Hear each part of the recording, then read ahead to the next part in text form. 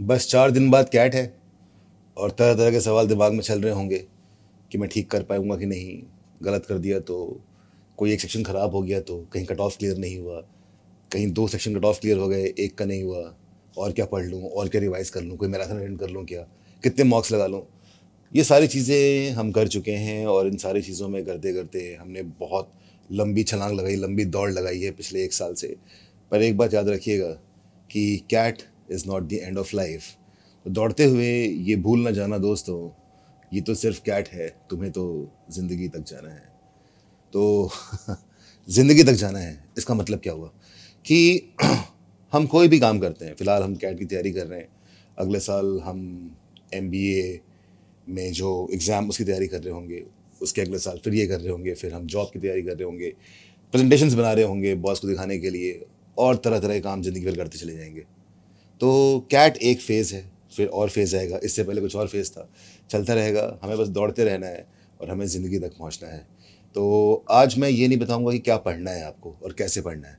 आज सिर्फ ये बताऊंगा, आपने काफ़ी कुछ पढ़ लिया है, आप काफ़ी तैयार हो चुके हो और अब वो समय आ चुका है जहाँ पे अपने दिमाग को आपको फ्री करना है, काम एंड कंपोज करना है। और कैट के दिन जब आप वहाँ बैठोगे 2 घंटे के लिए, तो आपने जो पढ़ा है वो सब काम तो आएगा ही आएगा, पर सबसे ज़्यादा काम क्या आएगा कि उस समय आपका माइंडसेट क्या है, आप कितने काम हो, कितने कंपोज्ड हो।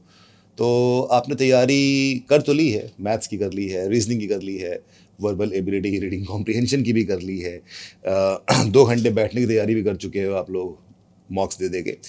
अब बस एक तैयारी आपने नहीं की कि किस तरह से अपने दिमाग को आप कंपोज रखें, स्थिर रखें, बैलेंस रखें, काम रखें, और वहाँ पे कहीं ऐसा ना हो जाए कि किसी एक क्वेश्चन में फंसने के चक्कर में पूरा कैट खराब हो जाए।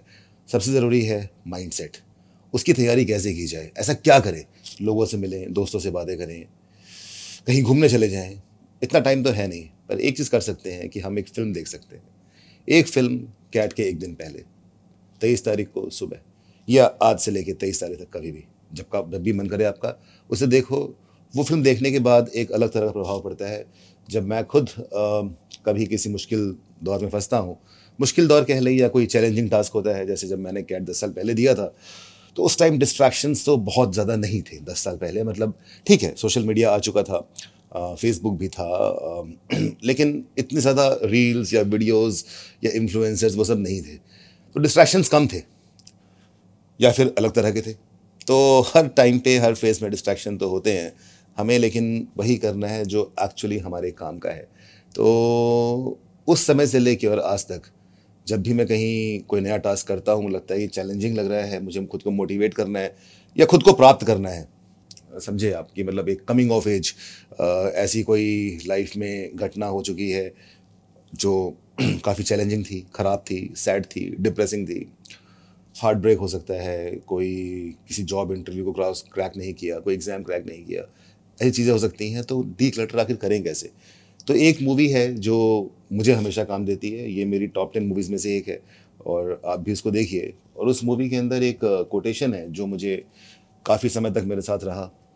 अ, उसको देखेंगे, purpose of life, to see the world, things dangerous to come to see behind walls, draw closer to find each other and to feel.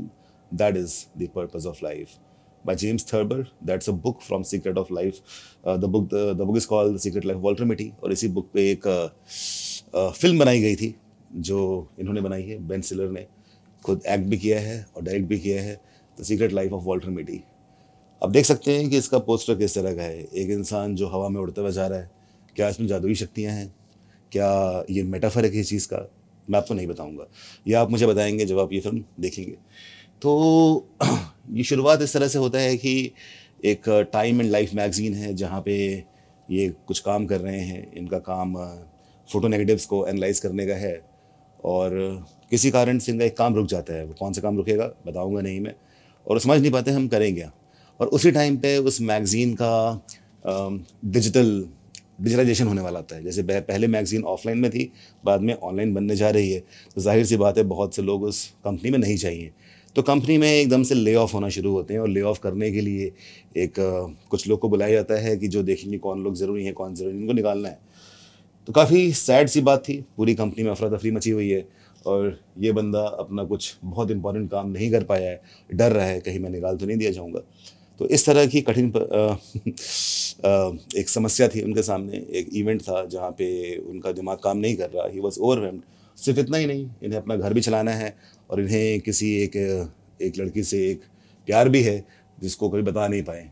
Like he is in his 40s, still he is not able to do lot of things. तो ये एक तरह से loser की कहानी है, एक ऐसा लूज़र जिसके कुछ टैलेंट जो था उसे पता नहीं था टैलेंट क्या है, और वो कहीं ना कहीं से हर जगह से हार ही रहा था, अपनी लव लाइफ में, पर्सनल लाइफ में, प्रोफेशनल लाइफ में, एवरीवेयर इनका मजाक बनता है ऑफिस के अंदर।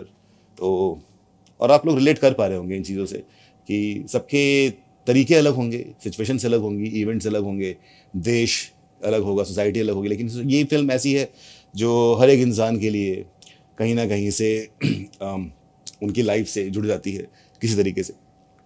तो और एक जिनका सीक्रेट लाइफ है वो मैं ऑफ कोर्स नहीं बताऊंगा। एक सीक्रेट लाइफ है कुछ इस तरह की, कुछ चीज़ें हैं जो आपको पिक्चर्स देख के समझ में आ जाएगा कि देखिए, फिर ये सोचते हैं कि चलो मैं अपनी रिस्क हो चुकी है मेरे लाइफ से, उसको ढूंढने निकलता हूँ। And then he goes to a journey, and that journey is not just physical, it's metaphysical, it's psychological, it's journey of the entire mindset, it's a coming of age story.